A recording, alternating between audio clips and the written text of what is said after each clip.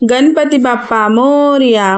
मंडळी, गणेश चतुर्थीचा हा पवित्र सण म्हणजे आनंद, श्रद्धा आणि विश्वासाचा संगम आहे। या 10 दिवसांत बाप्पांची भक्ती तर करायचीच, पण राशीनुसार काही खास गोष्टी लक्षात ठेवायच्या असतात। आज आपण जाणून घेऊया की कन्या राशीवाल्यांसाठी बाप्पा काय शुभवार्ता घेऊन आले आहेत, कोणते उपाय करायचे आणि कोणत्या गोष्टी टाळायच्या आहेत। त्यामुळे ज्यांची रास कन्या आहे त्यांनी व्हिडिओ शेवटपर्यंत नक्की पहा। तर सुरुवात करूया वेळ न घालवता व्हिडिओला। कन्या राशीवाल्यांसाठी बाप्पा कोणत्या शुभवार्ता घेऊन आल्यात ते पाहूया। यावर्षी बाप्पा कन्या राशीवाल्यांसाठी नवीन संधी आणि प्रगती घेऊन आले आहेत। नोकरी व्यवसायात अडकलेली कामं सुटतील। विद्यार्थ्यांसाठी लक्ष केंद्रित करण्याचा आणि यश मिळवण्याचा काळ आहे। कुटुंबात सौख्य आणि शांतता लाभेल।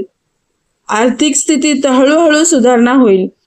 हे झालं कन्या राशीवाल्यांसाठी बाप्पा काय घेऊन आलेत ते, आणि कन्या राशीवाल्यांनी असे कोणते उपाय करायचे गणेश चतुर्थीच्या या 10 दिवसांमध्ये हे पाहूयात। तर पहिला उपाय आहे, दररोज बाप्पाला दुर्वा आणि मोदकांचा नैवेद्य द्या। दुसरा उपाय आहे, ओम गण गणपते नमः मंत्राचा 108 वेळा जप करा। तिसरा उपाय आहे, घरात रोज हळद कुंकवाचा दिवा लावा। चौथा आहे, गरीब आणि विद्यार्थ्यांना मदत करा। पाचवा उपाय आहे, या 10 दिवसांत शक्य असल्यास गणपती अथर्व शीर्षाचे पठण करा। सहावा उपाय आहे, बाप्पाला पिवळ्या फुलांचा हार अर्पण करा। सातवा आहे, आई वडील व गुरूंचे आशीर्वाद घ्या आणि रोज संध्याकाळी 21 दुर्वा वाहा।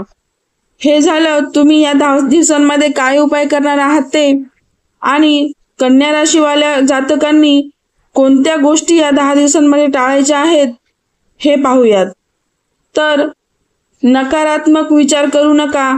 स्वतःबद्दल किंवा इतरांबद्दल तक्रारी, राग, चिडचिड टाळा। या काळात खोटं बोलणं आणि फसवणूक करणं टाळा, कारण त्याचा परिणाम थेट तुमच्या कर्मफळावर होईल। जास्त खर्च करू नका। पैशांचा अपव्यय टाळा। वादविवाद आणि नातेवाईकांशी भांडण टाळा। या 10 दिवसात मांसाहार आणि मद्यपान पूर्णपणे टाळा। आळस करू नका। बाप्पांची सेवा, पूजा आणि कामं मनापासून करा। कोणाच्याही मनाला दुखवणारे कटू शब्द बोलू नका। तर कन्या राशीवाल्यांनी ह्या गोष्टी टाळायच्यात ह्या गणपती बाप्पांच्या 10 दिवसांमध्ये। तर मंडळी, गणपती बाप्पा हे विघ्नहर्ता आहेत। कन्या राशीवाल्यांनी जर 10 दिवसांमध्ये श्रद्धा आणि भक्तीने उपाय केले, टाळावयाच्या चुका टाळल्या, तर बाप्पा नक्की जीवनात सुख समृद्धी आणि यश घेऊन येतील। मंडळी, जर तुम्हाला हा व्हिडिओ आवडला असेल तर व्हिडिओला लाईक करा आणि अशाच नवीन माहितीसाठी माझ्या चॅनलला सबस्क्राईब करा आणि जास्तीत जास्त लोकांपर्यंत शेअर करा। चला तर मग आपण सर्वजण एकत्र बाप्पाला प्रार्थना करूया।